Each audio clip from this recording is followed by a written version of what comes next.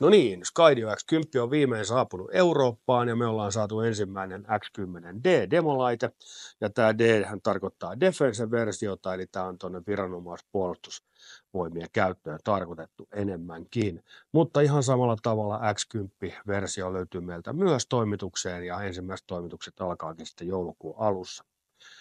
Skydiohan on erittäin tunnettu tästä esteen tunnistuksestaan, eli se muodostaa koko ajan 3D-mallilla omasta ympäristöstään tämmöisen kuvan, ja sitä kautta pystyy sitten toimimaan erittäin vaikeissa olosuhteissa, sisätiloissa, hämärässä, pilkkopimeässä, ilman että siellä on sitten turvariskejä.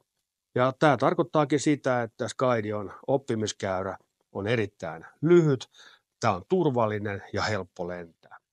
Ja tässä käytetään tämmöistä 3 kameran tai 3 sensorin hybridikameraa, ja tähän löytyy sitten 2 muuta vaihtoehtoa myös, ja tämä voidaan varustaa tietenkin kaiutin yksiköllä, etsintävalolla ja jatkossa myös sitten AVSS:n laskuvarjolla. Nyt tällä hetkellä saatte lisätietoja info@skydata.fi sähköpostin kautta. Tämä tullaan lisäämään meidän nettisivuille, jotka muuten uudistuu tässä marraskuun loppupuolella kokonaan, ja silloin saatte myös lisätietoja sieltä meidän omilla kotisivuilta. Ei muuta kuin palataan asiaan.